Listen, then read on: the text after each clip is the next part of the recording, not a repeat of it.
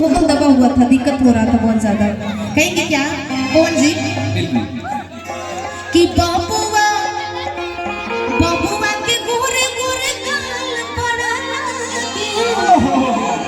लेकिन आ समधी समधी आइन हाय बैठल बड़ी सोफा पे कि एक महीना रुपया निकाले अतना कौन चूस बने इतना अच्छा इतना सुंदर जोड़ी बा। देखे में लगता है कि हाँ बड़का घराना के लोग बैठल बा, लेकिन एको रुपया दादाजी दादीजी ने खी देले, एको ना रौरा सब देला हने जा इहा सब खी दे देली, लेकिन इहा के तरफ से ना मिला। एही से गीत के भाव से कहल जाला का ऐसे हो कि समधी समधी आइन अरे बैठल बड़ी सोफा पे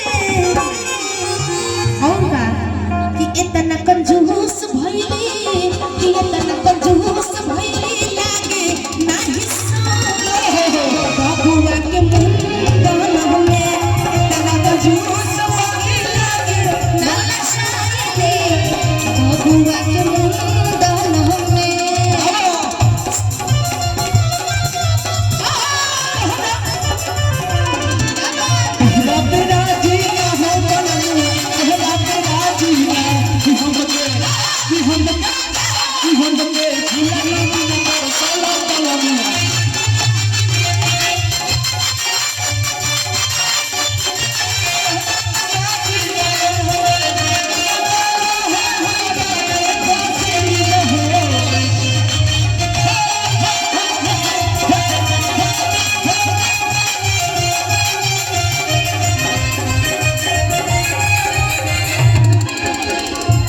देखिए अब तो गावे के पड़ी कुछ बड़ाई वाला गीत। इस गाना पे दादाजी को लगी है दिल पे चोट, अरे बाप रे, इनके पैकेट से निकल गया बोलू बोलू नोट।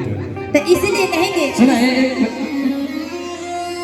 मुझे कहना है दादाजी आपको देख करके हाँ कह दीजिए कि हरे पौधों में पानी दे दो रवानी आ जाएगी, हरे पौधों में पानी दे दो रवानी आ जाएगी। और एक बार हमारे दादाजी के लिए ताली बजा दीजिए, भी 16 साल की जवानी आ जाएगी।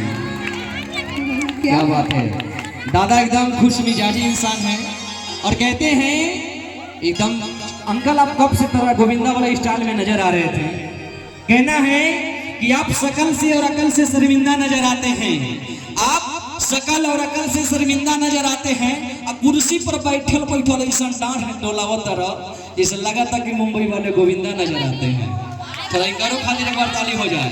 और हमने के लिए कहवा हाँ ना हमने के कहा जे एक बात जोन वो गीत गवाला हाँ कि जैसन सोचले रहनी वैसन दादाजी मोर पारे दादी से बेजोर पार हो।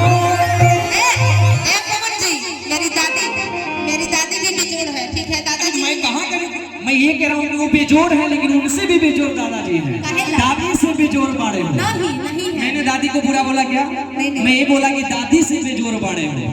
थोड़ा 19 तो 21 मेरी दादी सबसे सुपर है, मेरी दादी सबसे सुपर। आप कितनों महारानी हो जाइएगा, आप कितनों बड़ा स्थान आपको मिलेगी, लेकिन शंकर जी के खातिर तरह के भांग पीछे से बोरी। अच्छा ये गणेश की मम्मी कितना लोग सुनिए सोहर के बाद।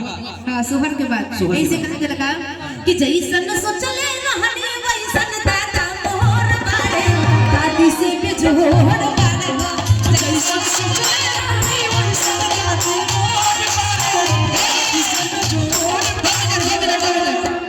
अबे एक बात लेते 2 मिनट हम कुछ कहना चाहते हैं। अब भौजी के लिए है जी के भौजी बड़ी है जो कह देवे का 20 टकिया नोट भाभी निकाली हुई है ना। आना पुआ बड़ी है जी के। अब तो हम इधर से लेके के जाएंगे तब हो जाएगी। देखो पुआ खाली दिखावत नहीं पूरा बैंक खाली कर देवे के। चावत नहीं ए भैया हेलो ओकरो के तनिका मोड़ देना एने चावत नहीं पुआ फीडबैक नहीं के मिलत भाई। अब कैसे रहे के बता जी कि जैसन सोचले रहनी वैसन पुआ मोर पारी अब फूफा से बेजोड़ पारी हो। आपको कैसे पता कि फूफा है? मुझे पता है, आपके गीत के माध्यम से पता है।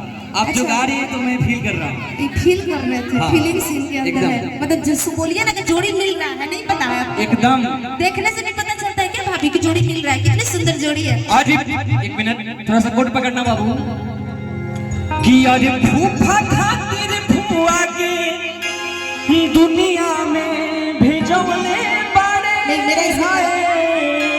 आप गाइएगा सिर्फ कोडिंग में कि भगवान बड़ी फुर्सत से